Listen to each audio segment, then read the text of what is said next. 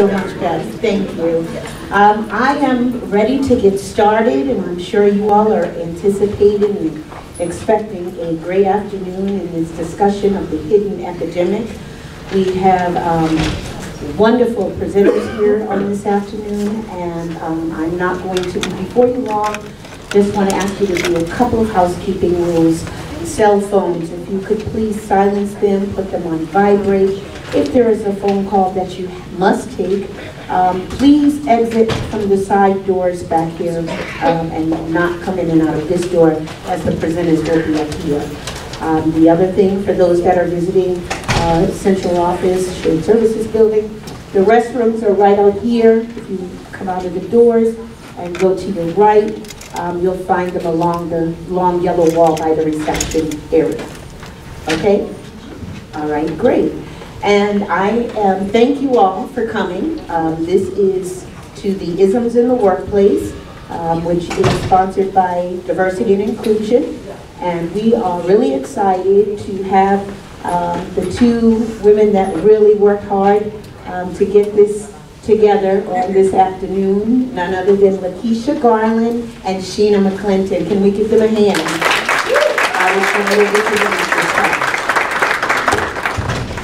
Good afternoon. Thank you everyone for coming out for this Isms in the Workplace Forum. I want to thank again Roberta Waite and Deputy Commissioner Roland for being here. Just to start out with some housekeeping notes related to the discussion, some of it may be sensitive and emotional and may evoke different feelings. If at any time you feel that you need any additional support, if you're videoing in or teleconferencing in, please contact David Agtry at 267-249-3318. It's completely anonymous. We also have Pam, who is one of our clinical directors here today. So if you do need any extra support, someone to talk to, please feel free to tap her on the shoulder, and she's here to help you. And Christy's screaming as well. She goes back there if you do need any additional support. We will have note cards. If questions come up, you can go to the mic, which will be placed back in the center of the room in just a few minutes. Go to the mic to ask questions when they come up. We have note cards that will be going around if you want to write them down and give them to Lakeisha and I, and we will present the questions. If you're not here in person and you would like to ask questions, please email myself. It's Sheena, SHEENA.McClinton, MCCLENTON @RHD.org. Okay. Good afternoon, everyone. Good afternoon. So, we're RHD. A majority of us are RHD. And how many of you in this room have heard the word trauma? Trauma. Can anybody tell me what trauma is? Oh, I don't see as many hands this time. Okay.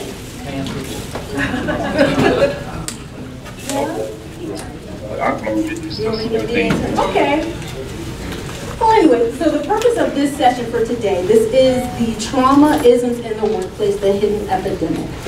And so our purpose is to understand and raise awareness of trauma, its impact, and also to explore strategies to ensure our sustained well-being as service delivery providers as well as community service providers. So, Sheena is going to introduce our first presenter for today. Yes, and I have the pleasure of introducing the esteemed Dr. Roberta Waite. Roberta Waite is a nurse and tenured professor for the doctoral nursing department, and she has secondary appointment as professor in the Health Systems and Science Research Department at Drexel University College of Nursing and Health Professions, and an assistant dean of academic integration and evaluation of community programs at the Stephen and Sandra Scheller 11th Street Family Health Services of Drexel University. Roberta has been a nurse for the past 29 years, holding clinical, academic, research, and administrative roles. Her scholarship and research centers on behavioral health concerns, specifically adult ADHD, psychological trauma, and depression, and their effects on health outcomes, as well as promoting systemic prevention, early intervention efforts. Dr. Waite's educational research focuses on leadership development of students in the health professions, while concurrently fostering critical consciousness using a social justice lens. Dr. Waite holds degrees from Widener University and the University of Pennsylvania, including completing a 2-year postdoctoral research fellowship at the University of Pennsylvania Center for Health Disparities, focusing on vulnerable women, children, and families.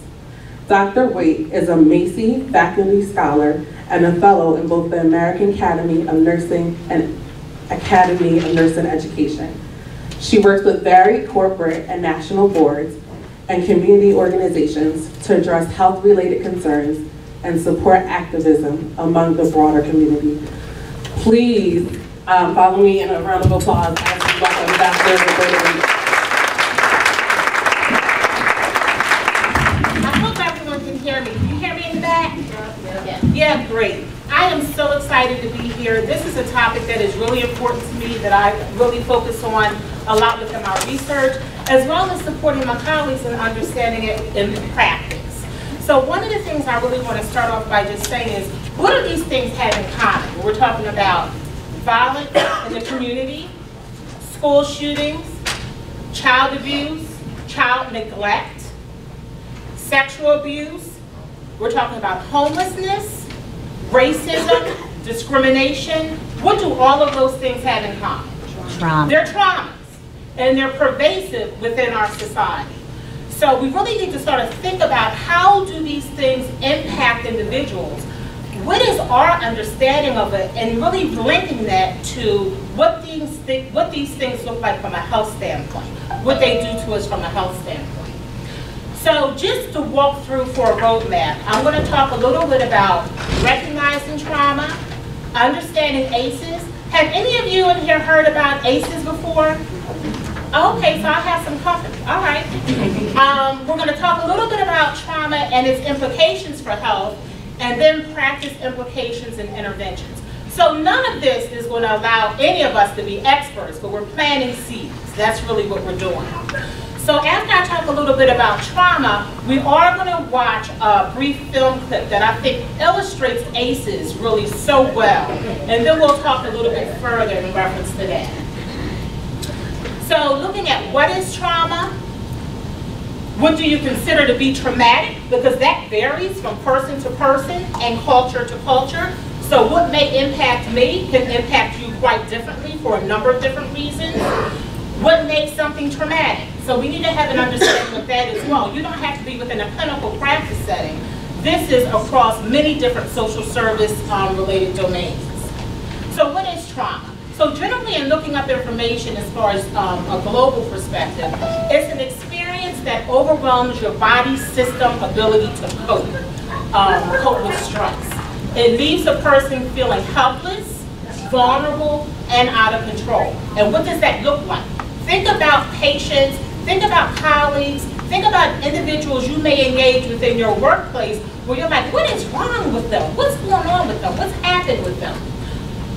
It can lead to fundamental changes in that person's view and lens of the world, and lens of themselves and others. So that's sort of like a generality of what trauma is. We also have to take a look at what are the different types of trauma. So this is remember, it's a global overview. So we have acute traumas, things that happen once. We have complex traumas, chronic traumas, as well as system-induced traumas. So that's very broad. So much more acute is a single traumatic event. We're looking at chronic. These are things that happen multiple times. Think about chronic illness. And this pervasive when you have multiple chronic illnesses. Complex trauma is both exposure to chronic trauma and the impact that they have on the individual. And that's going to take into consideration many different individual factors. And system-induced traumas, I have examples here, and that's when a child may be removed from a home, admission to a detention center, a residential facility, multiple placements within a short period of time. Those are just examples of system-induced traumas. Then I also think we also have to look at traumas from a broader perspective, because it's not just what's happened now. We have to look at what are those traumas historically that still impact us? What are those traumas that are intergenerational or transgenerational that still impact us? We're going to talk a little bit about ACEs, so I'm not going to get into detail in reference to ACEs. And then we have to acknowledge what are those traumas that are still ongoing currently for an individual. So we're talking about historical traumas, genocide, slavery, internment camps, many different things, but these are collective emotional and psychological woundings through generations across the lifespan deriving from massive group trauma. Intergenerational, what are those adaptive coping mechanisms that people pick up from one person to the next that are continued because they're normalized in a sense? It's not recognized as maybe inflicting harm. Then ACEs, as I said, we'll talk about later, and then current traumas, individuals may still be involved in interpersonal violence, intimate partner violence, again, discrimination, racism, bullying, those are pervasive within our society, not just for youth and children, but even for adults. An important thing is when cumulative historical trauma events occur and are coupled with high rates of current contemporary lifetime trauma and interpersonal trauma, along with many other chronic stressors that we all endure, including daily discriminatory events, that's huge. And it really undermines a person's physical, emotional, and their spiritual capacity to live the best lives that they could live. So sort of in general, think about trauma under that umbrella. So it's very general, it's not detailed, but it's a nice segue to really speak a little bit more deeply in reference to ACEs. Adverse childhood experiences. So what I'm going to do now is I'm going to have a brief video. Is this the one with the brief video? Not yet. It's not yet. Oh, it's not yet. It's not yet. That moves too fast. So pretty soon we'll get to that in reference to the brief video. One of the other things I just wanted to put in here also, think about traumas across the spectrum of individual, interpersonal, community organizational, which I think my partner here is going to talk a little bit more about, social, and then again looking about time and history. Adverse effects of cultural and historical traumas impact individuals in different ways across the individual domain, the community, and the family sector. So that's huge. So from an individual domain, just to pull out a couple points here, it really might cause the person to have a lack of belief in a just world, a lack of trust. So think about that within the relationships that you may have with individuals. It can induce self-hatred, it can induce depression.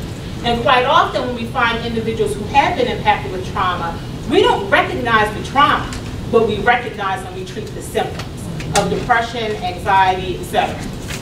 We're thinking about from a community standpoint, there are a lot of loss of traditions that take place. There are loss of cultural practices, particularly if you were extracted from your grouping and your cultural group and you don't know what those cultural practices are. There's distrust of the larger society and those within the community. Then from a family standpoint, there is loss of extended family relationships sometimes when you don't have those connections and you might have some impaired family communication that takes place. But those are just some examples of things that can happen within those domains when individuals are impacted by trauma. I think this quote is so important and relevant here. Everyone has the right to have a present and a future that are not completely dominated and dictated by the past.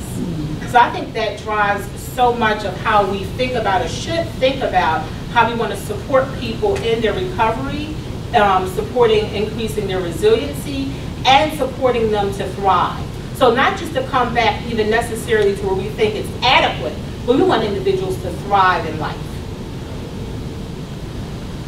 We need to recognize also that trauma occurs across the lifespan. So earlier on, at any age, it impacts people across the racial, ethnic background, gender, ethnicity, socioeconomic group, community, and workforce. But I do have to say, from research and data, individuals are much more vulnerable when they have less resources.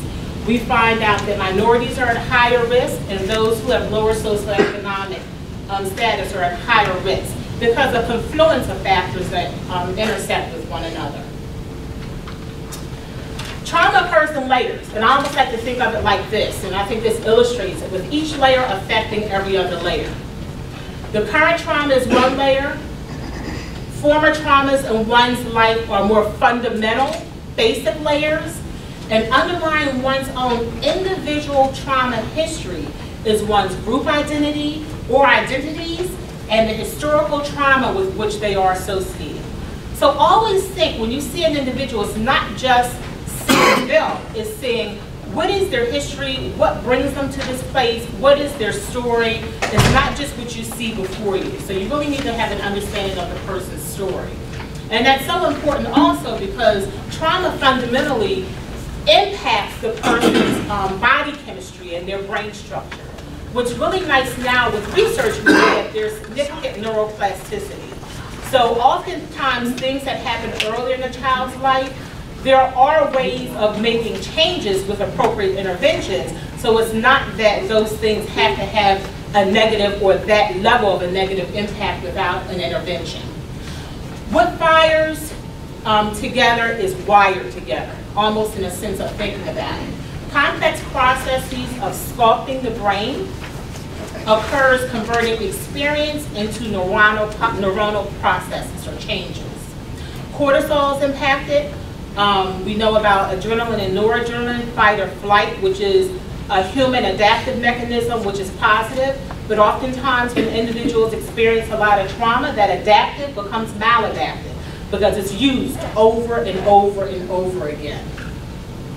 We know that with chronic stress, like that's experienced with trauma and depression, there's shrinkage of different parts of the brain, like the hippocampus or prefrontal cortex, that causes issues, decreased memory, also selective attention, concerns with executive functioning. There's definitely a hyperarousal that's there.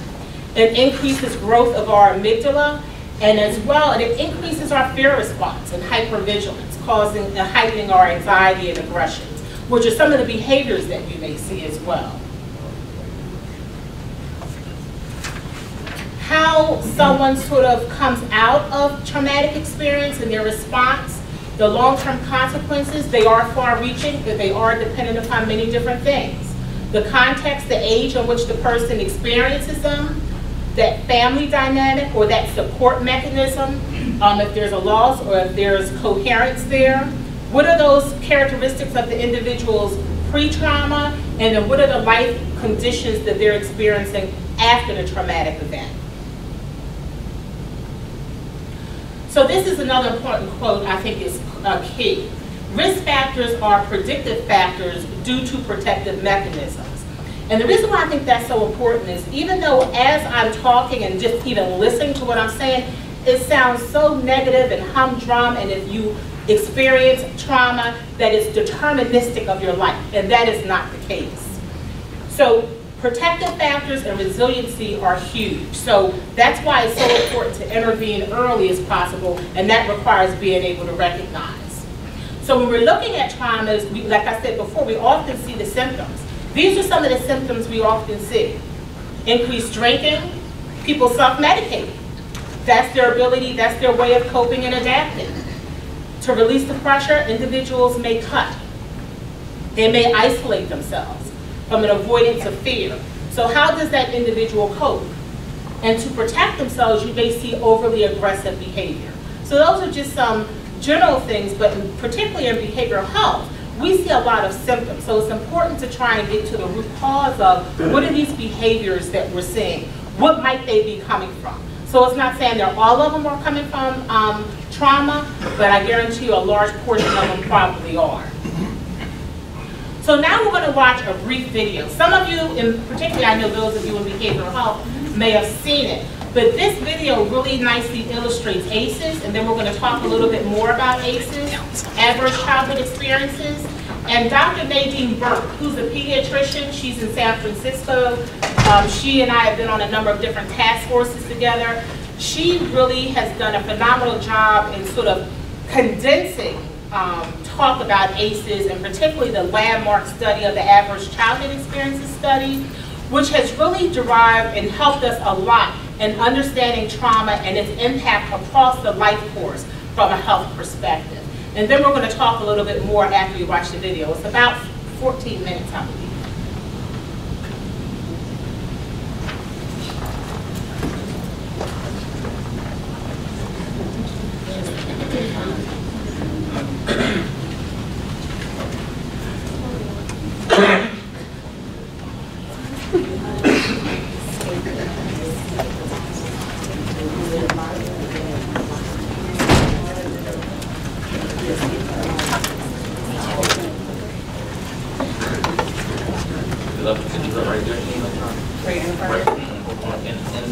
In the actual YouTube thing. Yeah, I would turn it up. They're both all the way up.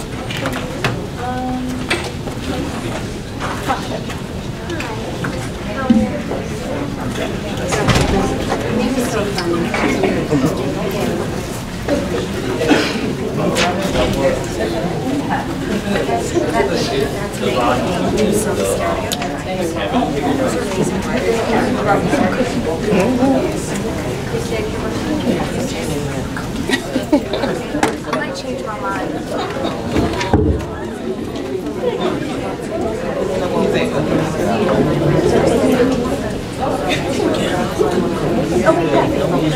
You got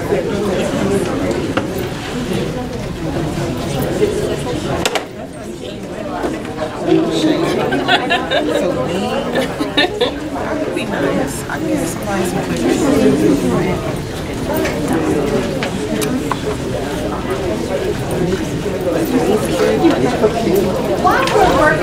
Be flexible, that's right. Technology always.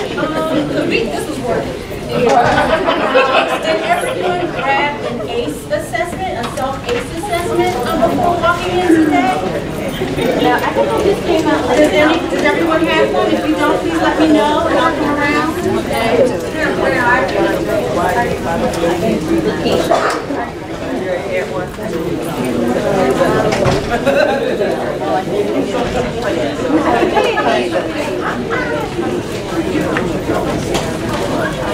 Taylor, do you think it's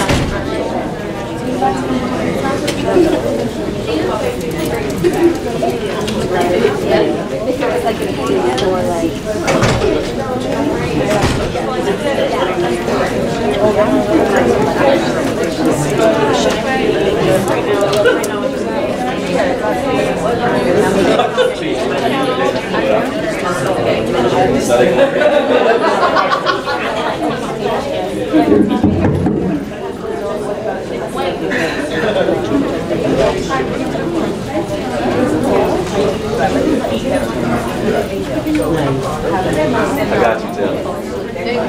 So listen. You said you the air?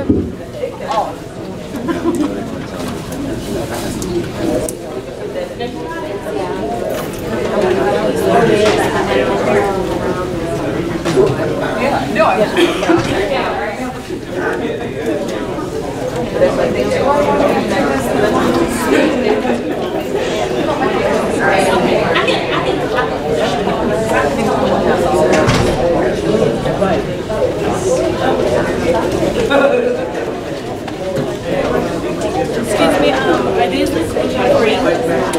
no. They got a whole lot of gluten. Because for this to be a diversity event, I don't see any gluten-free. Drink water. This one I can talk to you about this. Right here. I ain't got nothing to do with HR.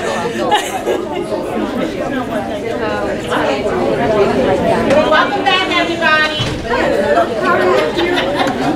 So we did have technical difficulties difficulties. You wouldn't be able to hear because the volume isn't coming out. So we're going to skip the video.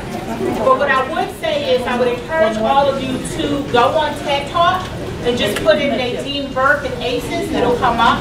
It's well worth it. It's a 15-minute video, and she talks about ACEs very concisely, but I'm just going to give you an overview. Yes, we'll send it out. Okay. We'll send it out. Okay, but I'm just going to give you an overview of what it is. So, as I mentioned earlier, we talked a lot about sort of what trauma was, but there was a landmark study that was conducted in the late 1990s by Dr. Anda and Dr. Felitti.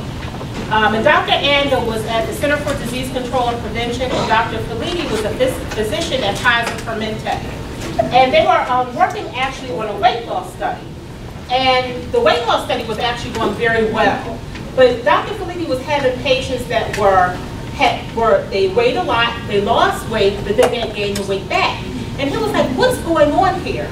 And so what he started to do was asking questions of the patients who were involved. And in asking those questions, he did life stories. I believe it was about 200 life stories, which is much more qualitative to find out what's happening, what's behind individuals gaining this weight back when they've been successful. From that, he found from a lot of patients there was huge past trauma, and specifically with this group, there was a lot of sexual molestation that took place. So when looking at that, individuals, some of them were security guards in prison, some of them were women who had been sexually molested, but they used their weight as a protective mechanism. So when the guards were in the prison settings, they felt that that protected them and nobody would bother them. When the women were overweight, they said, nobody would bother me because I'm overweight, I'm not found attractive, and so that's a protective mechanism. So he was picking up on all of these different stories from these participants who were part of this study.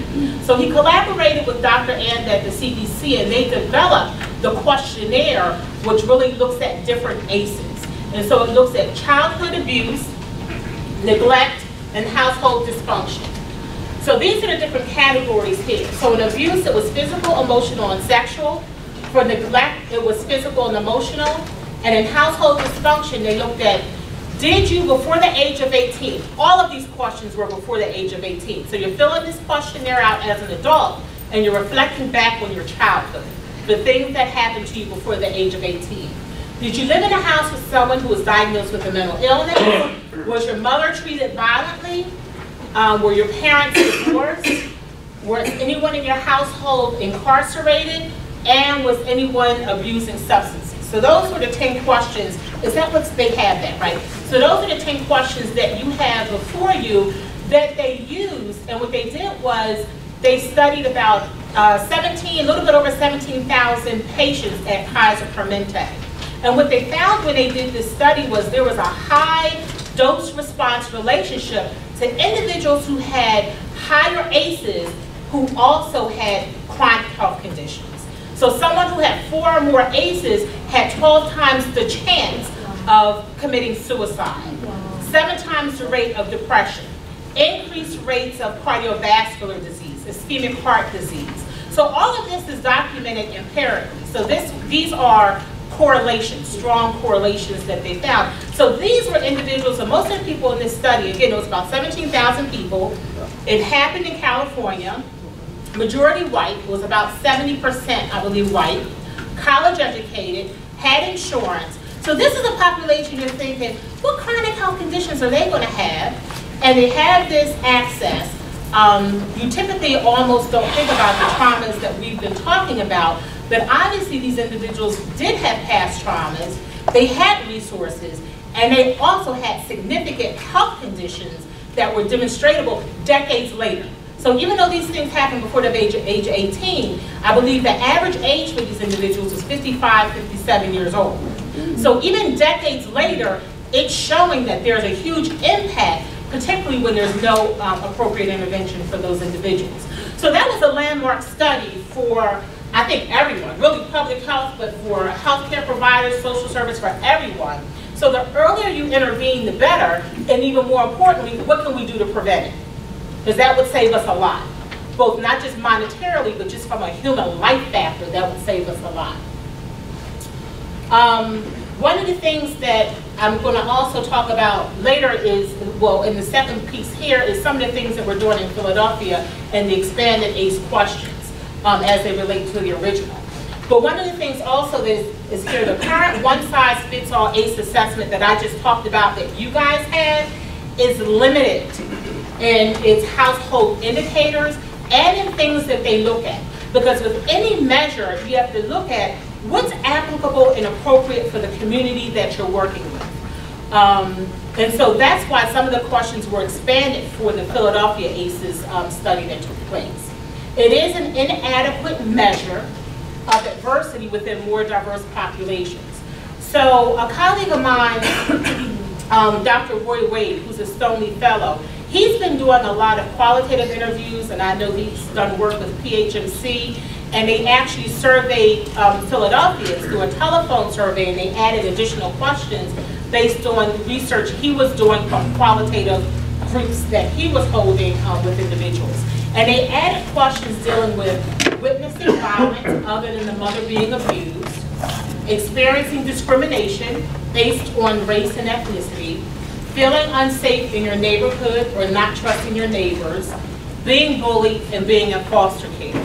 So those were questions that were added to the original questions that were developed for the original ACEs study.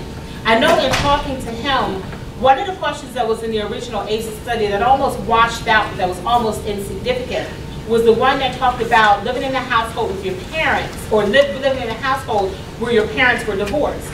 Because if your parents were never married, then it's not a big issue. And so that wasn't a pervasive problem when he was doing his qualitative group interviews. That did not surface to something that was significant for the individuals. They didn't identify that as a significant factor. But these issues, there were stronger themes, and so there were questions that were added based upon these factors here. I also have here, which I hope you guys send out my PowerPoint, so you have the link. This link here also provides other ACE tools, because since then, they've developed other ACE tools, other organizations and agencies. So it's worth also taking a look at this one, including the World Health Organization. Because remember what I said, when you're experiencing trauma, it is context specific. So what is traumatic here might be very different if I'm living in Saudi Arabia, if I'm living someplace in Africa. So you really have to look at context. Did you need me? This here I think is a good piece really to talk about trauma in social location. When you're looking at sort of what's happening when a person is exposed to adverse childhood experiences and how it impacts social, emotional, and cognitive impairment on up to early death, from research we've also found that there's a 20-year age difference, meaning people die 20 years earlier when they're exposed to extreme levels of trauma without appropriate treatment. That is huge. I just wanted to put this slide up here because a couple years ago, I actually replicated the study at the 11th Street Family Health Center. So what you'll see here, and I only did it, so on that sheet, you either say yes or no if you've been exposed to a certain type of trauma. It doesn't matter if it was 1 time or 100 times. It was either yes or no. So just to keep that within context. So on here what I did was I put up from the original study that took place in the 1990s, and the participants that took place, that took part in the study that I did. And I collected data for about a year. They were all adults, and it was a little bit over 800 patients who took part in the study. An important fact that I just want to point out, in the original study, 12.5% of the participants identified having 4 or more ACEs. And we know the extensive health impact it had on those individuals. And that's 12.5% of those had 4 or more ACEs. When I totaled mine, 49% of our patient population had 4 or more ACEs. And that's looking at it using the same questions they had. I didn't even use this expanded ACE questionnaire, because when you're looking at environmental violence and those other types of traumas, they weren't even considered in the original study. So it really shows you with your patient populations that you're working with, they are deeply impacted by significant trauma. How's my time? Okay. So So looking at it from a practice implications and interventions, and I know people are here from different places, not just within practice, I think it's important to think about how you respond to the issue is the issue. So you have to understand and recognize that trauma is pervasive, what might be included within understanding what trauma is, what that event means to the person, because again, different people relate differently to different events. Something that I might consider traumatic may not be traumatic to someone else. So you need to have that understanding and not make an assumption that, oh, this happened to you, so I know you're devastated. That's not necessarily the case. So you really need to understand that. But how you respond when you know something is occurring is a critical issue. So part of something very simplistic but important is, how do we engage with our clients? How do we engage with people? And oftentimes it may not be done in a, let's just say, a negative or wanting to be harmful or in any deleterious way, but oftentimes we're like, what's wrong with you? What's going on with you? And language matters. It matters significantly. So what's happened to you? Tell me your story. I mean, that really frames things very differently in how you're able to engage and maybe what somebody may share with you.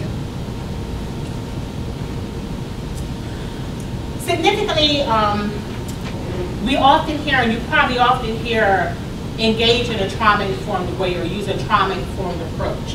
And when you're looking particularly at material through SAMHSA, they have a very specific things that are laid out that I wanted to share. So a trauma-informed, so if you're a trauma-informed program, organization, system, one, you realize the widespread impact of trauma and understand potential paths for recovery. So that's one. Again, you have to have the awareness.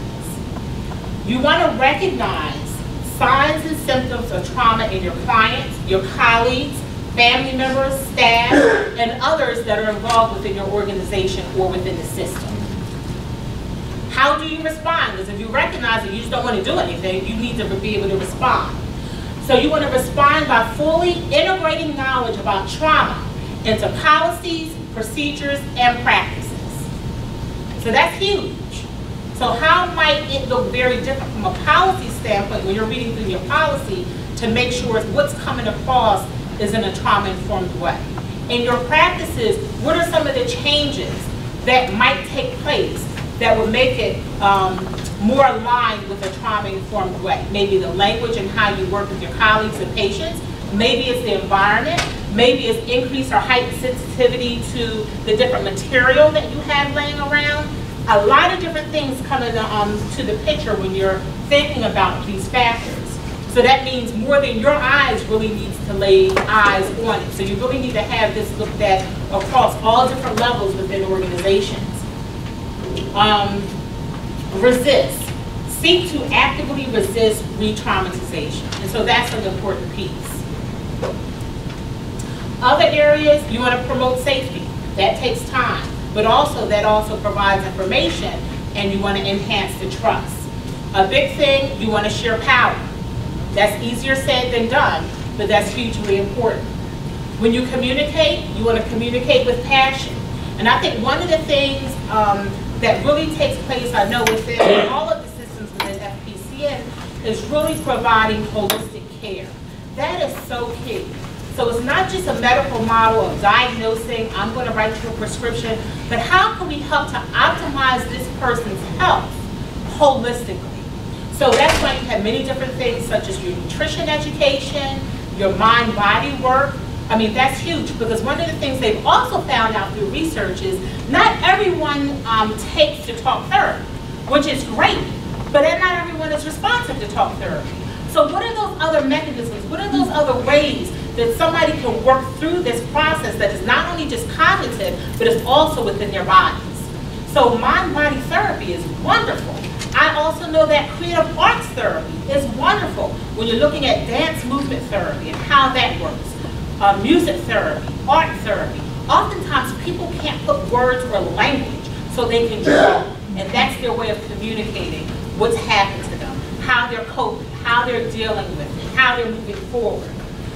You want to pursue, again, a strengths-based sort of approach because we already know the person is able to adapt, they've done well to get to this point. How can we build on those positives and not just look at it from a negative standpoint? We want to embrace diversity, promote equity, respect human rights, and particularly looking at children and families, use a wraparound approach and work with children and their families. Also, you want to create family-centered, youth-focused services. And I even say not even just for the youth, but even for adults. Because oftentimes, having a family approach with adults that come in is very useful. I know for myself, if I'm trying to lose weight, just talking to me is not going to help. You better talk to my support systems. Because I don't live in a vacuum. And I don't cook, my husband does. So if you want me to do something, you need to bring in who is important to me. Who's around me in my life that can really have a positive impact. So really having that family-centered approach across the lifespan is so important. And of course it needs to be in those contexts that are relevant, be it work, school, clinical practice, child serving agencies, all of them. And as I said before, work from a needs-based, not a deficit focus with a clear and measurable goals. Because I do always believe what gets measured gets changed. If you're not measuring it or assessing or evaluating it, how do you know what you're doing is useful? So you also have to think about that. And it may not be perfect the first time, but you have to continuously evaluate and look at what are those changes that you want for you. I just put Sanctuary up here as another example. That's one of the things that we're using at 11th Street. It's a trauma-informed approach, but it is one that also looks at it from an organizational standpoint. So it's a model that can be used that focuses on trauma theory. It focuses on self, which is safety, emotion, loss, and future. It provides a framework for how you can engage with your colleagues, how you can problem solve, how you can even run groups. There are 7 commitments. So, for example, part of those commitments is democracy, social growth and learning, and I'm drawing a blank, but there's 7 commitments. I'm drawing a blank right now. And then there are different tools. The tools are really important. We use, like our community meeting we use all the time. There's red flag meeting that you can use, which means, and that's for anyone, so it's not just from an administrative standpoint. So when something's going awry or something is just not right, let's call together a red flag meeting and see how can we address this issue before it really blossoms into something really big. And so even though it's not part of the tool, one of the things that I've encouraged us to implement also are green flag meetings, because I want to celebrate successes. So what's going right? So really incorporating some of those different things, but there are a variety of tools that's used within this model. So that's just an example. It's not the only thing, but it's an example of something that's useful, particularly from an organizational standpoint, not just individual to individual, that includes tools that you can use beyond trauma theory. But trauma theory and having an understanding of trauma, what it does to individuals, what it does to groups, what it does to systems, is hugely important. And I just want to sort of end and close up with this quote here. Every child deserves a champion, an adult who will never give up on them, who understands the power of connection and insists they become the best they can possibly be. And I think that's not only important for children, that's important for us as adults as well. And we really need to embody that. So thank you very much.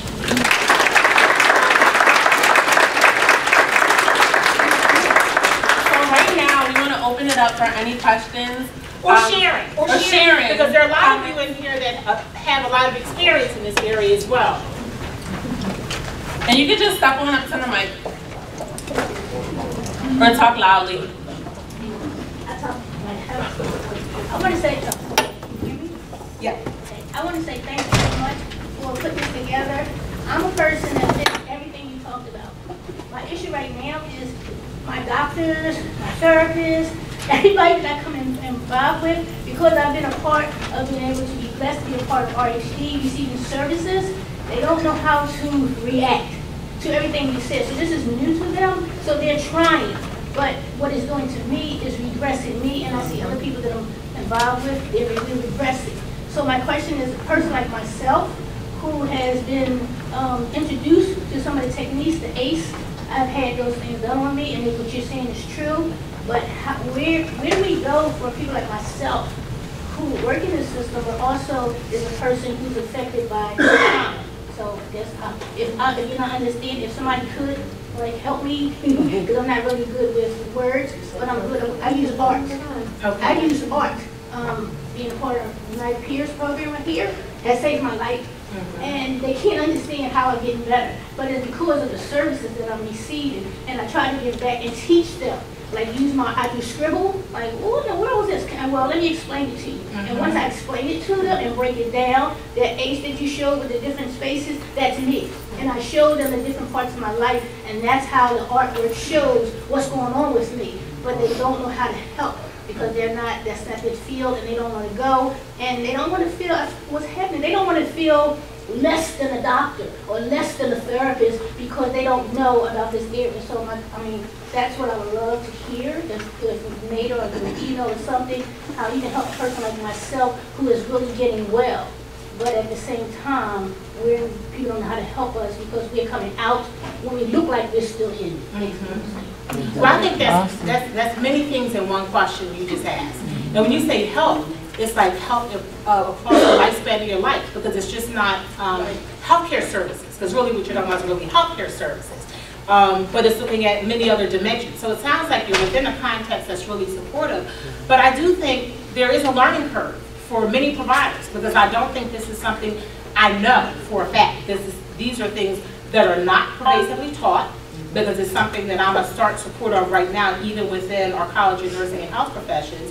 So our current students aren't being taught. Many of the current practitioners are not aware of it. And I would probably say behavioral health probably is most informed in relation to it. But if at all possible, if you could link up with an organization that has knowledge, because nobody is, perfect, everyone's always growing and learning, but has knowledge about trauma-informed care and approaches that are used, I think that would be really helpful. One last thing, if you could, if possible later, help me with that, because one of the issues that not only myself we're having is that because I can do certain things, I'm well. But if you really, like you said, the ace on you see, I'm like right there. And sometimes as I'm growing, but I am growing. I'm doing a lot of things. I'm working, I'm writing my book. I'm doing a lot. But because those triggers come up every now and then, it's like I can't get into service at a certain. So that's the issue. Like the system says, well, you're doing this, you don't need us, but you got to be right over here. So what you're saying is, I do use resources that I have. I use the gym. I use those things, but I don't have connections to those resources that will maybe help me within the system. Can I help you just reframe something a little bit, just in listening to you? Yes. So one of the things I'm hearing you say that you don't have, you are doing a lot already. I'm listening to what you don't. Meaning, I appreciate it, and I think for anyone, but I definitely hear what you're saying. You want to continue to improve, grow, get stronger, which, there definitely is nothing wrong with that. But you sound like you have done a lot already. So I hope you're able to appreciate that. And really applaud yourself for your progress that you have made, because it sounds like you've made a lot of progress already. I have, but it's just right now, I'm just putting me back on medication. I don't need no medication, I need services. I need services like what I'm saying, that meet those peoples in the middle. Right. That's what I'm asking for, somewhere that we can get in the middle to keep us grounded so we can keep moving on. I don't need more medication, because you think I'm doing X, Y, Z because I stumbled a little bit. I don't need back on medication. So I'm not going to take up more time, but if anyone, will be willing to share information or whatever, I will be willing to accept. And I do appreciate it, and I do praise myself. But at the same time, I'm not going to overlook the things that I really know that as a CPS I need help with. I'm not going to do that, because we're supposed to be out here helping people who stuck like we are. So. Exactly. Well, at the end of my PowerPoint, they're going to share it. I could actually give you some suggestions and places that I'm aware of that actually provide trauma-informed care in multiple different areas, so I'd be more than happy to do that. All right, thank you very much. Thank you for listening.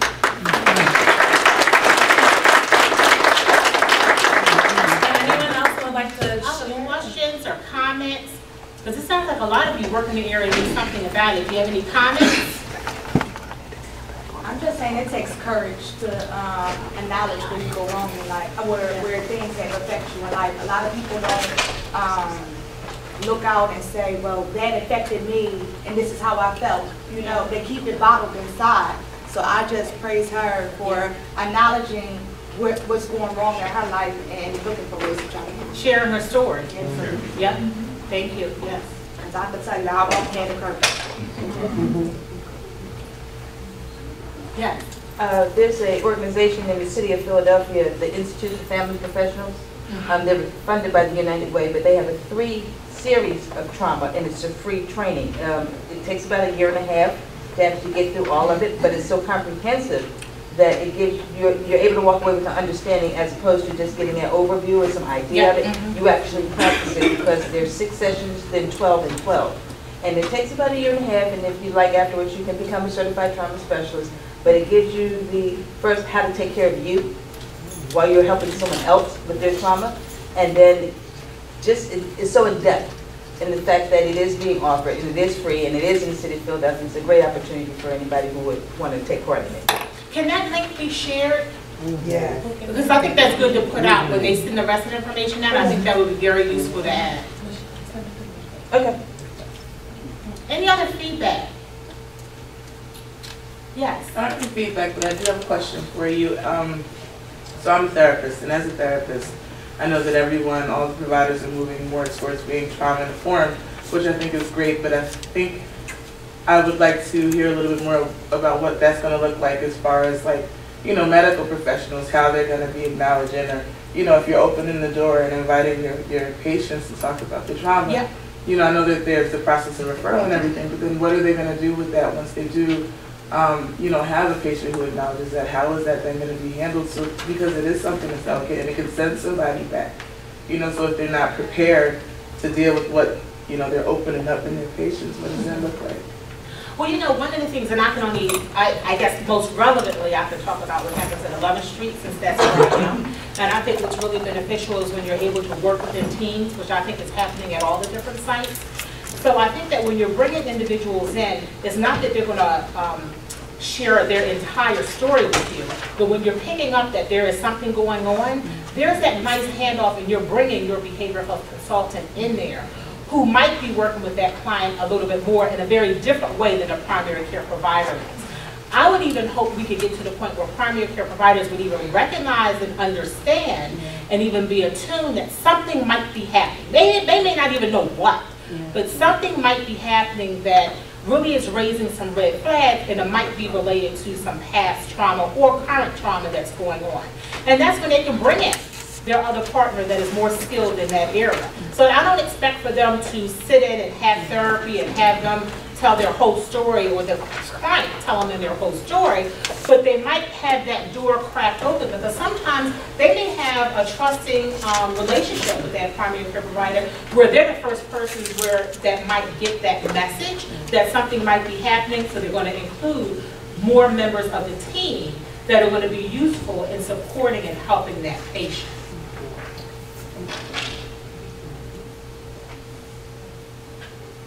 Yes.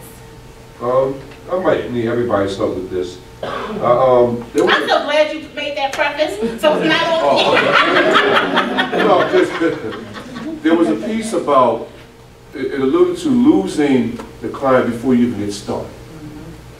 I can't remember the words, so first I'm asking if you can help me with that. If anybody can help me with, it was talking about before you even get started talking to them, if you don't identify the trauma in that client or your own trauma, you lost them before you even engage them. To the issue is the issue. Is that what that's what people talk about. I was like, okay. See, I need the help of the people, right? So, but you know, one of the things that quote, how you respond to the issue is the issue, you can't respond unless you're going to already respond to your issues. So meaning you're absolutely right. There is self-work. If you're going to respond effectively to others or help support or work with others, you also have to deal with you.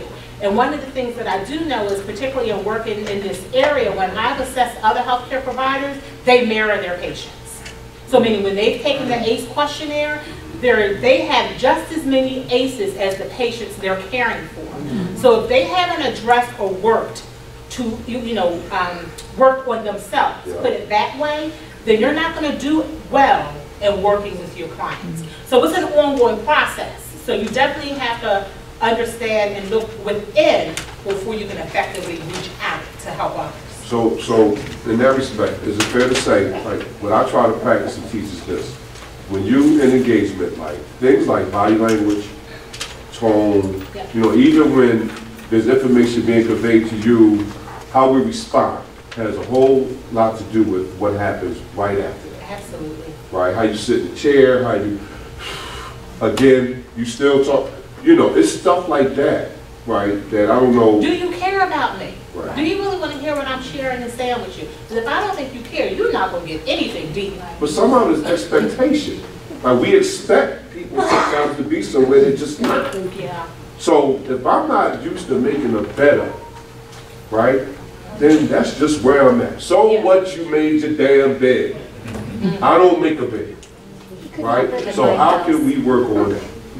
So rephrase Was that too much right there? Well, no, but I want to make sure I understand it. Right. Rephrasing that from the patient perspective. So I want to make sure I'm understanding what you're saying. Yeah, that's what I mean. That's what I mean. I'm talking about from the patient perspective. When we're talking about servicing individuals who lack particular skill sets.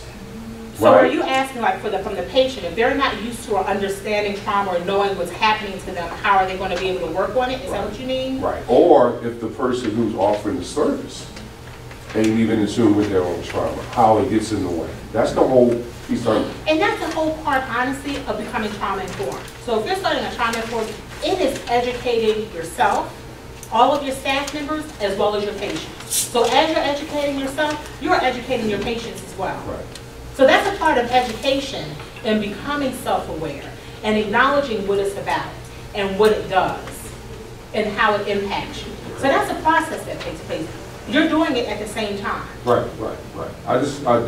The way it was spelled out was just, I just really like the way it's spelled out. You know what I mean, as far as the issue is concerned. So, you know. So thank you for sharing. Asking. And yes.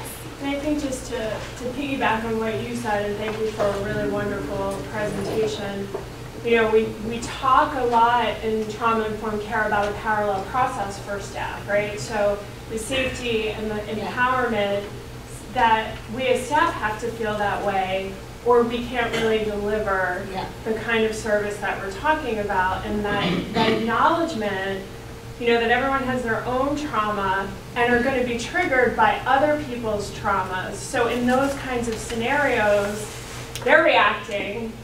And I think, Roberta, what you're talking about is we're really trying to get behind that there's a difference between a reaction and a response. And really knowing the other R's, right? Really having staff become more self-aware that they're having a reaction. And that's okay. Right. Taking that step back so that they can respond. Absolutely. Absolutely. Yep. Well, thank you, everybody. Thank you.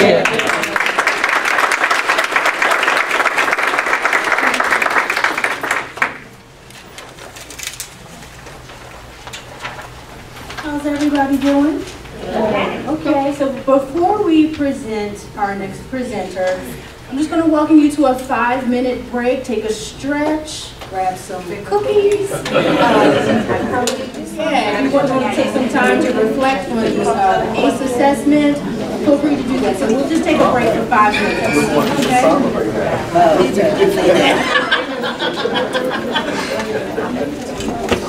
For 20 minutes.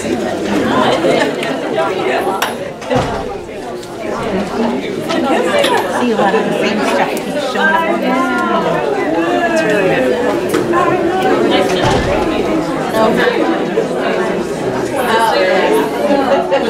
Everything about showing up. You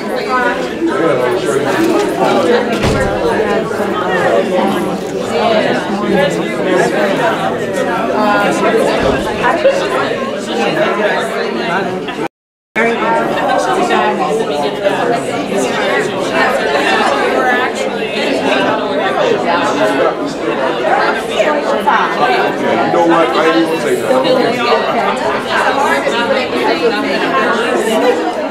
There for someone else.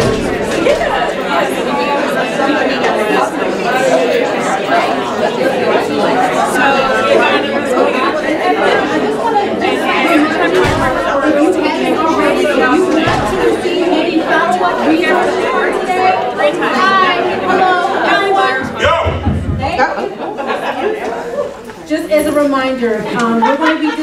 a lot of resources that were presented today, so slides, ACE assessments, and everything. If you haven't already, please sign in on the registration table out front to ensure that we have your email so that we can follow up with you on what was discussed today. Oh, go ahead. You got 2 more minutes.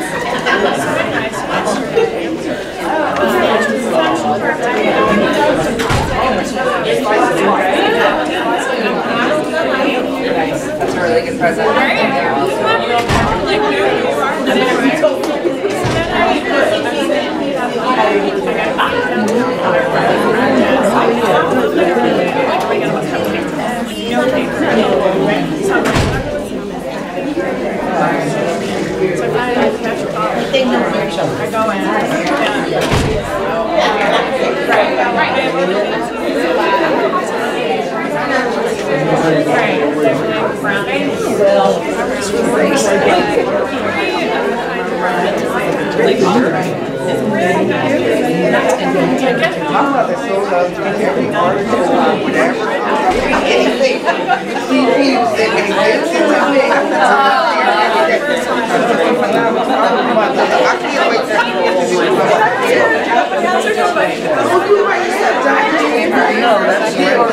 I'm bringing her back.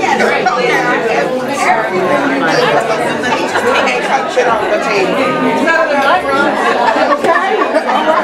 I gotta meet our new one.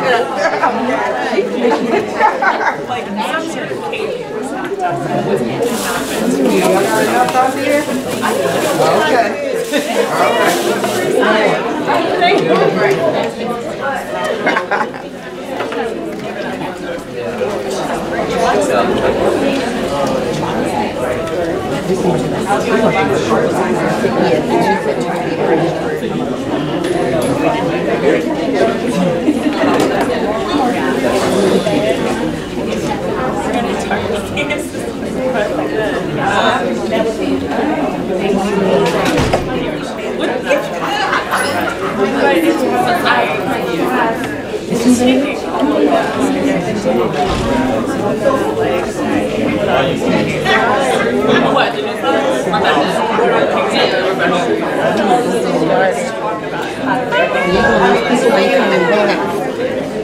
Lakeisha.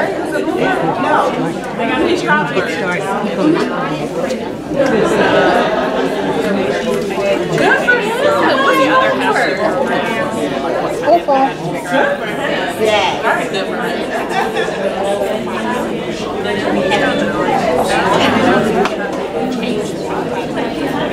All right, everyone, we're going to get started in a few moments, so if you could make your way back to your seats, and I'll go and move folks in from the hall.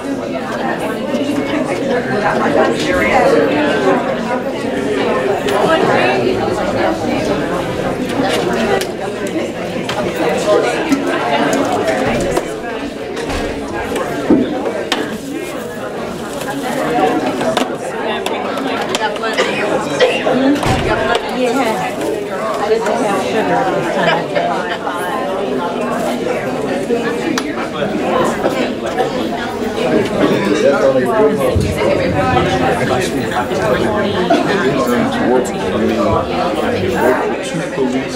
Okay, everyone. Break. We are going to get started.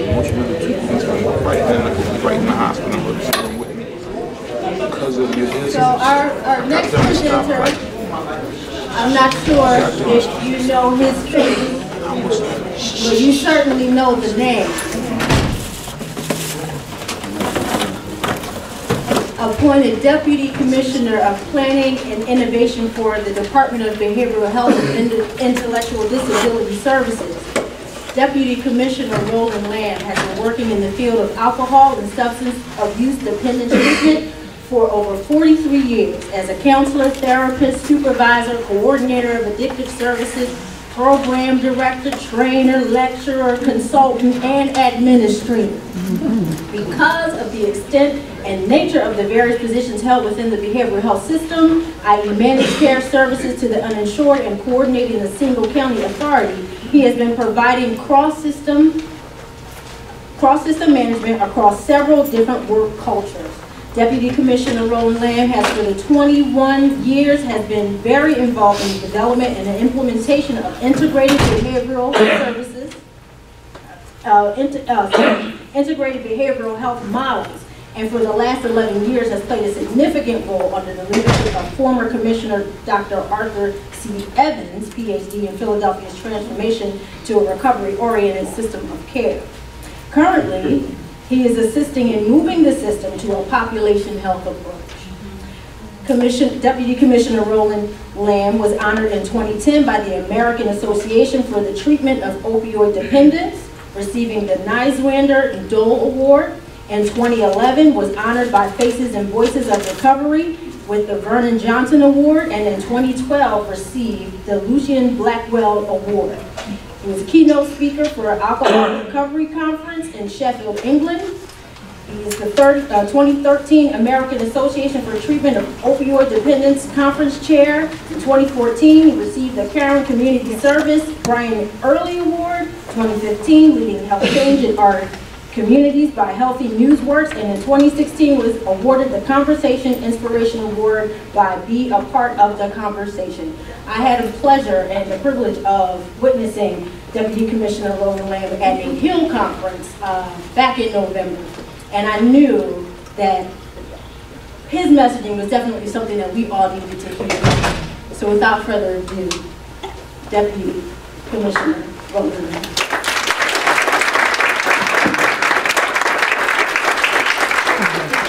No pressure, right? This is a really auspicious occasion for me to be here. I want to thank you all for the invitation. But in order for me to feel comfortable and relaxed, there's a call and response I share with audiences that allows me to feel at home, and also helps me out a little bit because hopefully my presentation will not be traumatizing in and of itself. But it goes like this. I say to you, the struggle continues. You say, the victory is certain. The struggle continues. The victory is certain. The struggle continues. The victory is certain. Thank you very, very much. You help me feel at home now. So, we're going to talk a little bit about what is trauma? How is it manifested? What's the impact of trauma? And what are we doing about it? About 70% of Americans have, endured or experienced trauma in one form or another. And most of us who have experienced trauma, in many cases, go on to experience post-traumatic stress disorder. And when we use the word trauma, we tend to use it very cavalierly. We tend to use it in a way that, really doesn't speak to the impact of trauma, nor, do we really understand it. There's a very little differentiation, or there's very blurred when we talk about trauma, stress or distress, and adaptation. If I said to you, there's a story about a classroom, an elementary school class in North Philadelphia, and as the class was being taught, outside the school, shots rang out. Who would you say jumped in that classroom? The teacher. The teacher, you're right. So what does that say about the kids in that classroom who sat there stone-faced while the shots went off? And that's what adaptation is. Just so you get an idea that we have that phenomenon in kids especially, but we also have it in our refugees and immigrants here in the city of Philadelphia. And don't forget, it's a sanctuary city. We are seeing trauma being imported into our city in some very interesting ways, and we're seeing trauma realized in our city in some very interesting ways. There are two components to a traumatic event, experience, the objective and the subjective. What's really important for us to remember is this. The situation, the occurrence is objective, but the trauma is subjective. A lot of us get hung up a lot of times about, really trying to understand the person's explanation of why something is traumatic to them. We got to leave that alone. We have no business trying to, evaluate a person's trauma in subjective experience that they feel is traumatic.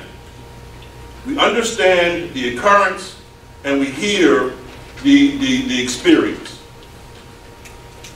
That is especially true when you talk about a single blow when it comes to trauma, i.e. a natural disaster such as an earthquake, hurricanes, floods, and volcanoes, a technological disaster that we've had with automobile and plane crashes, that we've had with chemical spills, nuclear failures.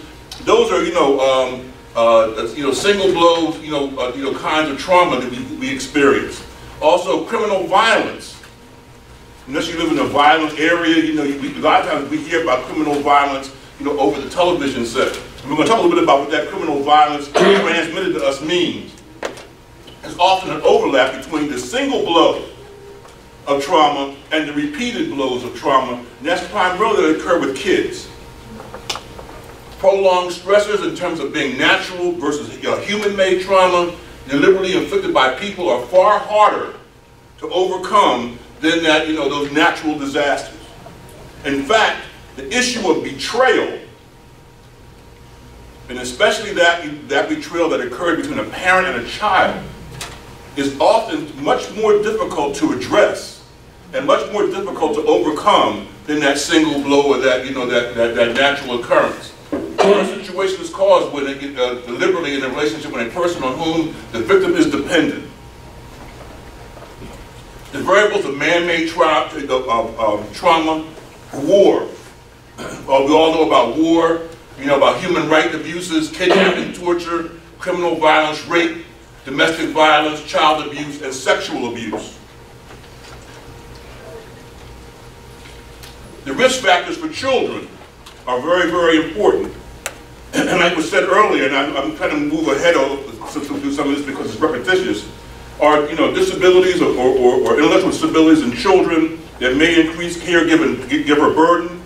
We have no idea, and I don't know, how many of us are caregivers in this room? How many of us are caregivers of an older parent? It's important that we understand the impact of that caregiver experience and the burden that puts on a person. Oftentimes, we just go about our time and go about our ways and not really have an appreciation for the fact that as caregivers, and depending on our own level of skill, we experience one kind of burden or another. Parents' lack of understanding of children's needs, child development, parents' history of domestic abuse, poverty and other socioeconomic disadvantages, unemployment, family disorganization, partner violence, lack of family cohesion, substance abuse in the family.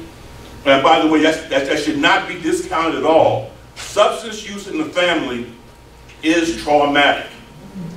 And many of us, again, oftentimes families are so traumatized that they can't even talk about it.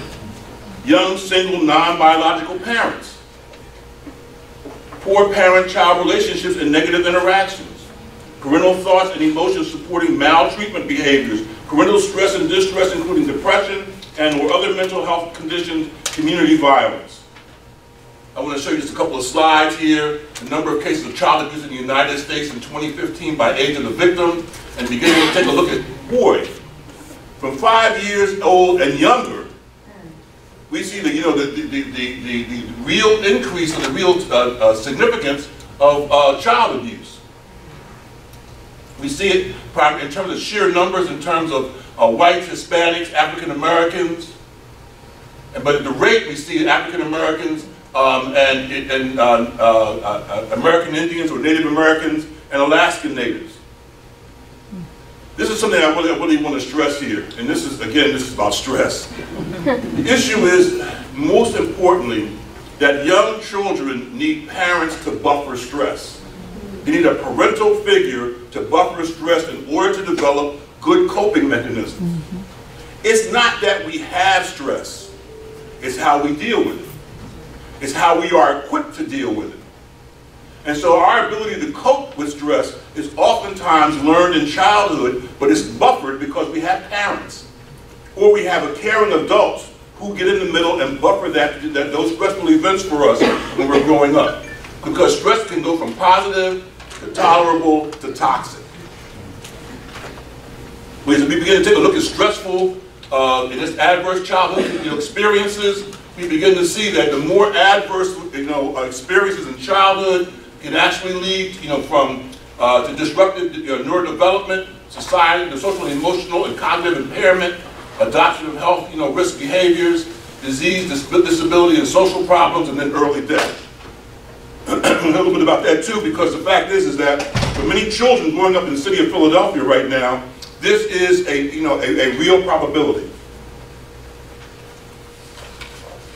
The long-lasting effects of trauma, and by the way, these are symptoms that we can actually see in people. We can actually see in people that are survivors of trauma, and we may see substance dependence and abuse, personality disorders, depression, anxiety, dissociative disorders, and eating disorders, to name a few. What I'm trying to get at here is this. Oftentimes, we don't see the forest for the trees. We see trauma sitting right in front of us.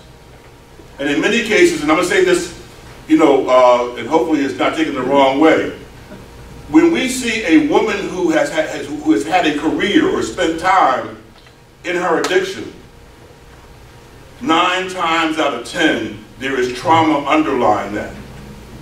And the reality is this, is that we have missed the boat, in my mind, as far as identifying and properly treating women who are addicted in our behavioral health field. And we have to take a step back and take a look at that as we move forward. The effects of trauma, quite clearly, are these: generalized fears in the very young child, such as separation anxiety, avoidance of situations, sleep disturbances, preoccupation with words and symbols, play to repeat themes of trauma. The elementary age children primarily is difficulty with focus. Teens primarily is preoccupation with revenge, may numb feelings, may be suicidal. With adults, may be suicidal, intrusive thoughts, difficulty being focused in the present, possible insomnia or nightmares, and we fail to detach or estrange from others. Now, environmental trauma, and I'm talking a little bit, this is about Philadelphia now. This is called, this map that you see in front of you, it's a map that anthropologists have been, and epidemiologists have been using now for a little bit. It shows that disruption or just physical disorder in a community. And I want you to remember when you see these dark spots as far as the highest amount of disorder in Philadelphia. In Philadelphia, you go from 2006 to 2010, we actually led the country as far as cities are concerned in terms of homicides per 100,000 people. In this map, you see these red dots are homicides and aggravated assaults in the year from 114 to 914. This is where we see this is actually a study done by the NAACP on the city's 35 lower performing schools. By coincidence, they happen to be on the areas of the either in or around the areas of the highest incarceration in Philadelphia.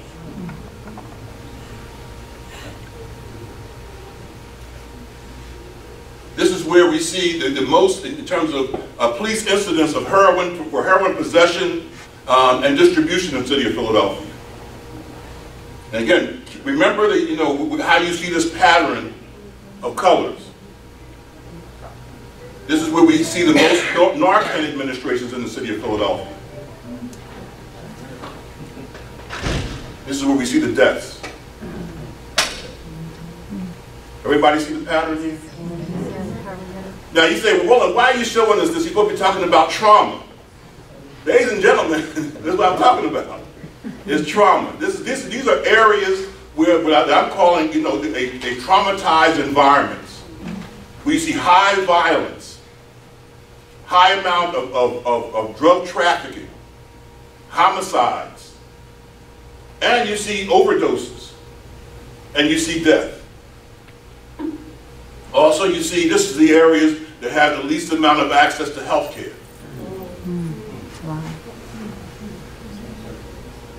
Now, I don't know if you all saw this article last year in Philly.com. It was written by Al Lebrano, and it talked about this. Your zip code actually dictates your lifespan. And that, you know, in Fair Hill, the area that we saw primarily with most of the dark spots on those maps, we saw that kids live an average of 4 years younger than the national average. And even more so in the Strawberry Mansion area, you have an even less of a chance to make it. You have even 8 years and 10 years, lost. And just 8 miles to the south in Society Hill from Swamp Doodle, you have people who are living 8 years longer than the national average. So you almost have a 20-year gap in the amount of time between one neighborhood to the next in terms of lifespan, because of the amount of violence and the amount of trauma in a particular area. Anybody know who these folks are? Move. Anybody ever hear any discussion about the trauma that they experienced? I haven't. I haven't heard about what happened to the kids. I haven't heard about, the fact what kind of services they were able to receive after being bombed. And sometimes we actually, don't recognize trauma because of stigma. How many times do we actually not talk about trauma and talk about homelessness? How much do we actually, not talk about trauma and talk about incarceration? But we seem to actually, marginalize and call out the issue of trauma or the humanness because we identify a person because they were arrested, they were incarcerated, because they're homeless, because they're addicted. And by the way, ladies and gentlemen, there's nothing more traumatic than to die and be brought back. People who are overdosed. Wow. Post-traumatic stress is a severe chronic condition that may occur in response to any traumatic event. This National Survey of American Life found that if African Americans show a prevalence rate of 9.1% for post-traumatic stress versus 6.8% in non-Hispanic whites, indicating a notable mental health disparity. We also see increased rates of post-traumatic stress disorder have been found in other groups as well, including Hispanic Americans, Native Americans, Pacific Islanders, Americans, and Southeast Asian refugees. By the way, I don't want to be guilty of leaving white folks out. Right now, I want you all to Google, when you leave here, the phrase death by despair. Death by despair right now has actually resulted in the average lifespan of this country now going down. Our lifespan in the United States was going up. It was increasing year after year until the last couple of years it started to go down, and primarily in whites between the ages of 45 and 54 with a high school or less education. And they're dying from 2 primary reasons: suicide and drug overdose. So please look up death by despair. Chuasani and Hoffman found that perceived racial discrimination was associated with increased mental disorders in African Americans, Hispanic Americans, and Asian Americans, suggesting that racism may itself be a traumatic experience. But the DSM-4 and now the DSM-5 have a problem because they only recognize trauma in relationship to a single event. When you have people who have lived through, a serial events of trauma, and that a particular event is just a tipping point, we must be clear about what that means. Dr. Naeem Akbar talks about trauma in respect to African Americans by talking about alien self-disorder, anti-self-disorder, self-destructive disorder, and organic. I happen to believe this is true for everyone. If you don't if you don't know yourself, you cannot love yourself. And you begin to take on the images that society has of you. And then as you take them on, you begin to engage in high-risk behaviors, adverse behaviors. And those behaviors then become, if you stay them long enough, can become organic. If you drink long enough, you can't have liver disorders. If you start shooting drugs, you can have endocarditis. You can have hardening of your veins. Some forms of race-based trauma may include racial harassment, discrimination, witnessing ethno-violence and discrimination of another person, historical or personal memory of racism, institutional racism, and microaggression, and the constant threat of racial discrimination. And by the way, again, do not focus in on, well, this experience, was not that bad. It's my perception that needs to be looked at with respect to what I've experienced. Brian Davis and Ocampo noted similar courses of psychopathology between rape victims and victims of racism. Both events are an assault on the personhood and integrity of a victim. Similar to rape victims, race-related trauma victims may respond with disbelief, shock, or disassociation, which can prevent them from responding to the incident in a healthy manner. Stress and racism. There's a substantial body of research that shows that racism is a chronic stressor throughout the life course of people of color, and that stress caused by racism has a serious negative effect on both psychological and physical health. For instance, Nancy Krieger and Stephen Sidney found that stress induced by racial discrimination has as much or more of an impact on blood pressure as smoking, lack of exercise, a high-fat diet, high-sodium diet. Stigma-induced stress describes chronically high levels of stress faced by members of stigmatized minority groups, and it may be caused by a number of factors, including poor social supports and low socioeconomic status, but the most well-understood causes of minority stress are interpersonal prejudice and discrimination. Indeed, numerous scientific studies have shown that minority individuals experience a high degree of prejudice, which causes stress response, i.e. high blood pressure and anxiety. Please, ladies and gentlemen, let's begin to add into the equation, rather than just do an assessment on my behavioral self, do an assessment on my whole self. There is more of an impact on my health in terms of my personal decision making and my behavior than it is in terms of my actual physical conditions. Prevalence estimates suggest that rates of substance abuse among individuals with post-traumatic stress may be as high between 60 to 80%. Now, while rates of post-traumatic stress among substance abusers is between 40 and 60%. Stress to the next level, focusing on trauma will often expose patterns of abuse by population and by geographic area. Effectively addressing the issue requires action on social determinants by raising awareness to rights. Every person in this room, every person that you come in contact with has a right to good health. What does it say? Life, liberty, and the pursuit of happiness? That's a guarantee. Yet somehow we have people, because of stigma, who do not feel worthy enough. Remember now, stigma has three basic impacts. Stigma impacts on the individual by impacting on their sense of worthiness. It has a public impact from the standpoint of it creates disparities in care. And then it creates conflict on a social level where you have the impacts on the quality of care. So stigma, and stigma-induced stress and stigma-induced trauma are very, very important here because they impact on the person's own perception of themselves. What we're doing about it. Right now we have some initiatives that are going on in Philadelphia that you need to know about. One is called Network of Neighbors. This is actually a network of neighbors responding to violence seeks to provide trauma support to communities. We've actually trained community members to actually do trauma intervention. They're trained in, the network members are trained in post-traumatic stress management to become acute trauma responders who tap into a community's social connections and conduct group sessions to foster healthy coping mechanisms.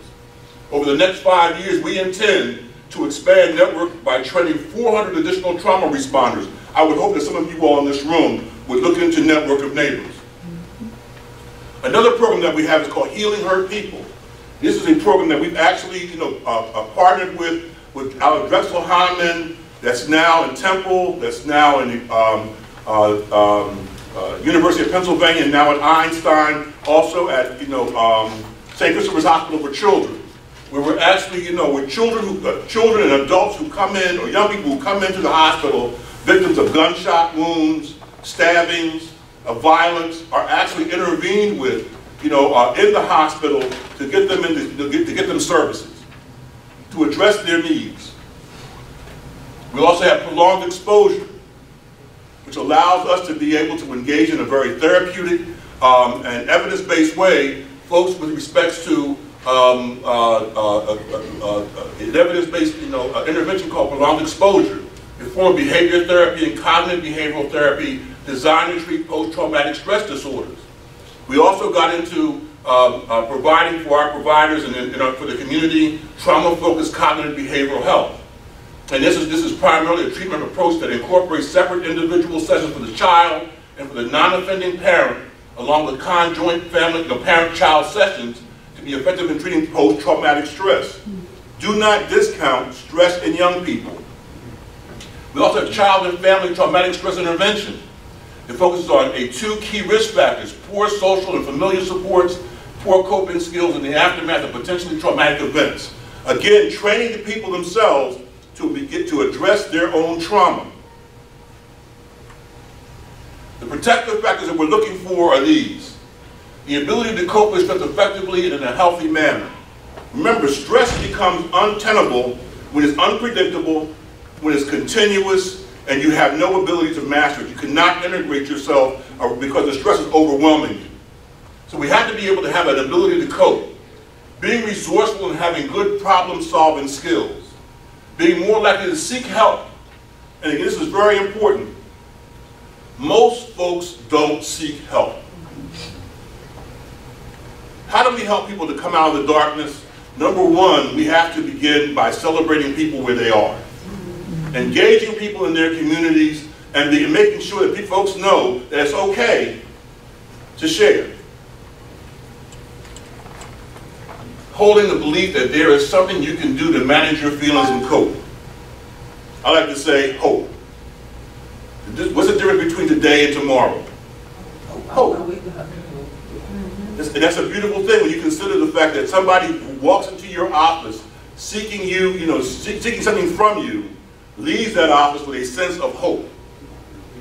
Having social support available to you, being connected with others such as family or friends, being connected, period. Self-disclosure of the trauma to loved ones, spirituality, not necessarily religion, but spirituality. Having an identity as a survivor as opposed to a victim. Helping others, finding positive meaning in trauma. So, in summary, I want to talk to you about the psychological effects of trauma are most severe if trauma is human caused, repeated, unpredictable, multifaceted, sadistic, undergone in childhood, and perpetuated by a caregiver. I think all of us need to be really clear about our own behavior. We are not above perpetrating or even continuing the trauma. That's what the sanctuary model that was talked about earlier is all about. Institutional trauma that is foisted upon the people who are seeking services or seeking care from a system. And one of the things the system does is they sit you down and make you tell the story over and over and over again. To 3-4 different people, and you don't have to. So, I want to end with giving you these 7 things. Whether it's for you, whether it's for somebody else, whether it's for your organization, begin this way. Celebrate. And you always begin to celebrate the people you work with, those who work with you, and the work that you do. RHD, I think I know you guys well enough to know that you do some of that. Relationship is the most important thing, whether we're talking about relationships with the folks that we're serving or relationships with each other. They are the most important thing. They make the environment. They actually are the most important goal, the conduit of hope. 3, esteem. I can't say this strongly enough or long enough. Esteem is mutual. Historically in the system, I'm old and I've been around long enough to where we always used to say, the person is building esteem by coming to our program. Well, guess what? Every time that person walks through the door, you build esteem. They came back. Didn't have to come back. So there's something about the relationship that both of you all together need to celebrate, because it's about the fact that esteem in this case is mutual. Transformation, or the fact that you are transformative. We are not engaging with us 6 months from now the same way we did when we first met. Some way, shape, or form, you and the people that you work with must understand, see, feel, and experience transformation. You are not where where you were. And by the way, understand this: chameleons change, caterpillars transform. And that's why you end up calling a caterpillar something else once it's transformed. Shared culture. What's the culture here? What's the culture that everybody in this room shares at RHD? What's the culture that you share with the people that come in and work with you? What's the culture that you share with each other? There is a culture here. Acknowledge it. And if it's not the culture that you want, acknowledge that too. But you are sharing a shared culture. 6, make a difference. It's not just the folks that you serve that end up making a difference. The question is, how do you make a difference? And especially when it comes to trauma, what's the difference that we make? Whether it's for ourselves or for someone else, what's the difference that we make? How do we encourage the people around us to make a difference? And last but not least, service.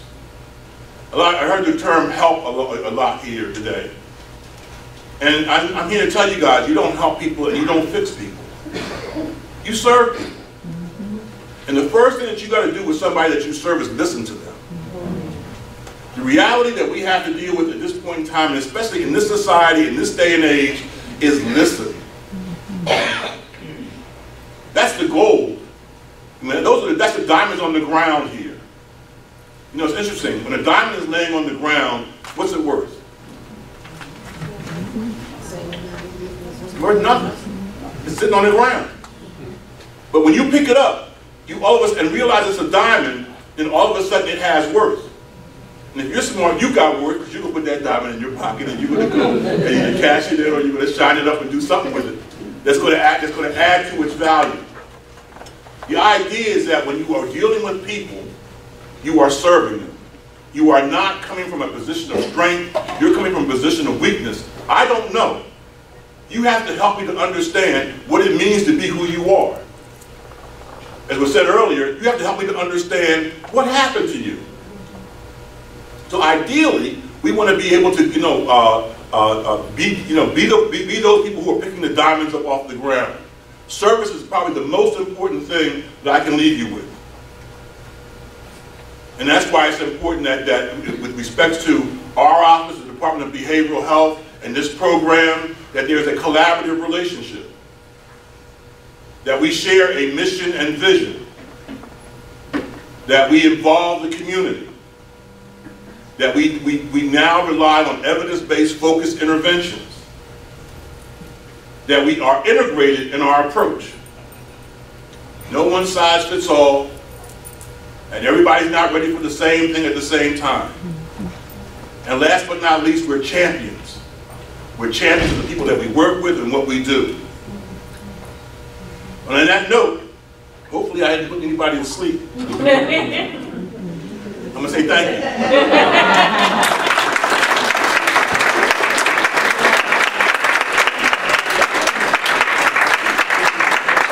That's me on your left,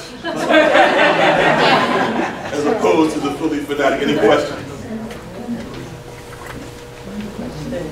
You guys let me off easy. You guys are cheap. Thank you very much again.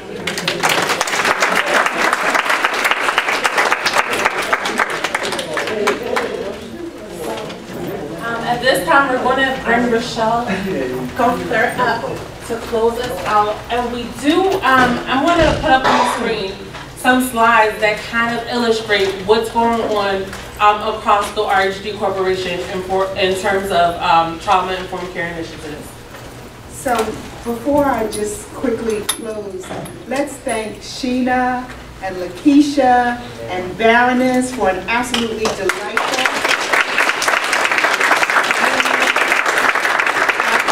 debate, and Deputy Commissioner Roland Lamb.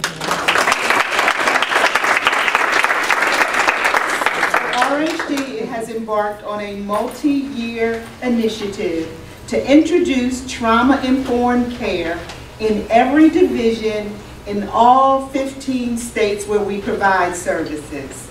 And so over the next years, you will see the introduction of trauma-informed care. You will hear about taking care of ourselves and self-care.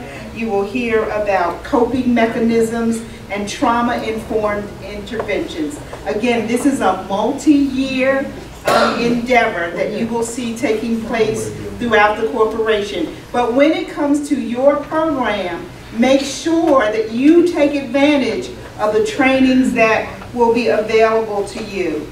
We're looking to identify trauma champions across the corporation as part of our creation of trauma teams, working in every division with our clinical directors, and of course we'll be working with Helping Hands to provide more ways of taking care of ourselves. In order to serve others, we have to remember that we have to take care of ourselves. So I just want to thank you all for attending. Look for emails today that will be quick links to our YouTube videos and all of the information that you got today. But again, I just want to say thank you, and remember, we don't want to miss the boat. Okay, it's not what did you do today or what happened to you, it's what's your story. And so we want to make sure that we don't miss that boat. So thank you very much for attending this.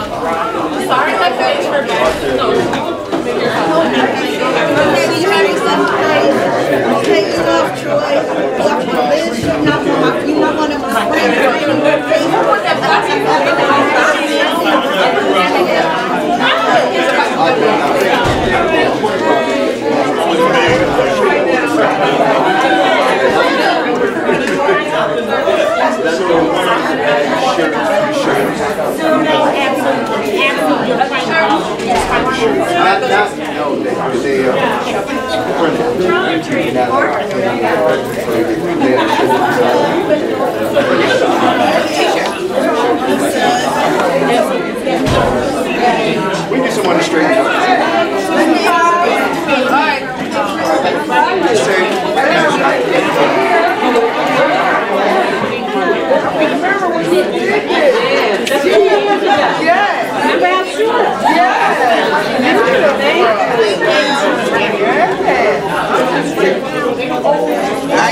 They can have the rest of it. Hey, y'all get some of the cookies, guys. All right, then. All right, then, food.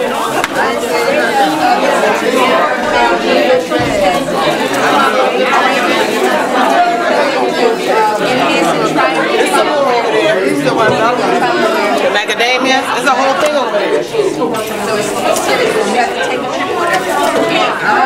It's right down here at JFK. The suburban station is JFK on the 17th floor. So they go online. I'm going to send the link out.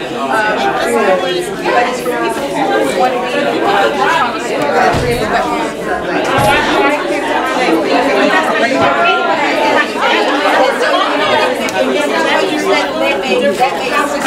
trauma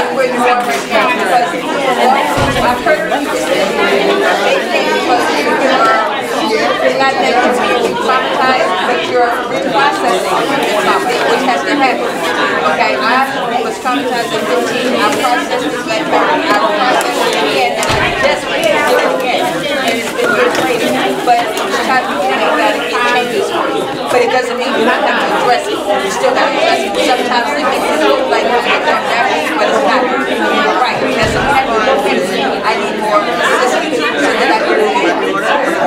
So that this may help you, because the first series is every Tuesday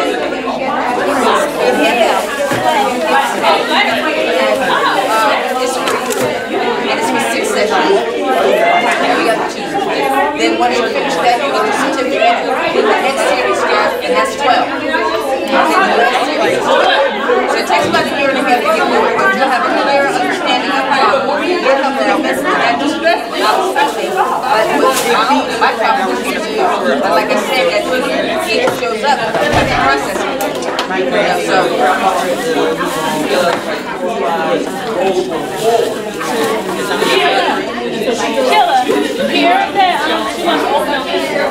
She wanted to what, baby? You don't need oatmeal, but you need to show me right. I ain't seen no oatmeal. The whole oatmeal thing got eaten. They were done. I told her they were good. She said, They grab a cookie, you know. I think the oatmeal is gone.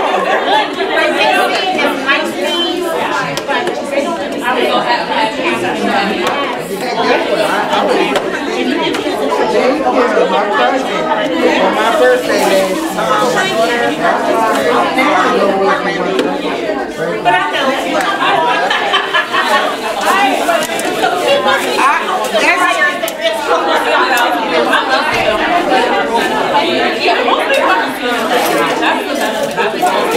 And that's I'm leaving these. We have people who really, they're trauma aware, but not trauma competent.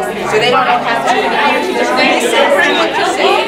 And they're just they want to give you suggestions. And they haven't even heard what you said, or even understand that. And that's probably what you're running into.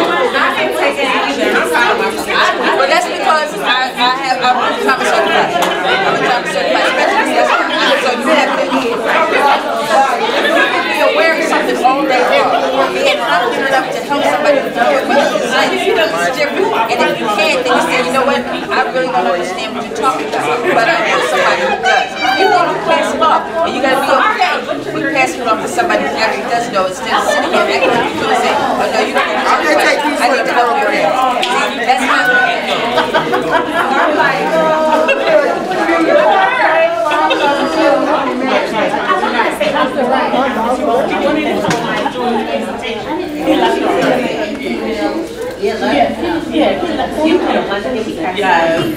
Flexibility. Flexibility. But I felt like I was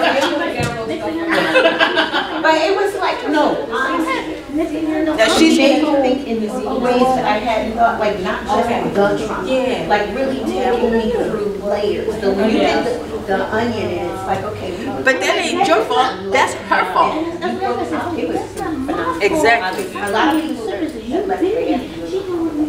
So what she might need to do is go get some help, so she doesn't have vicarious trauma from you or the people she knows. See, now you have We need to follow up. re-energized me to get Georgia over here to do that post-traumatic. What's your name?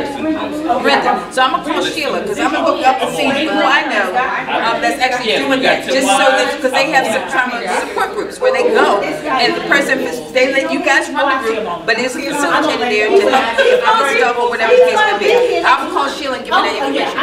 Okay, Michelle. Yep. Well, just keep doing what you're doing because you're doing the right thing. Thank you, I appreciate it. Thank you for sharing yours. No problem.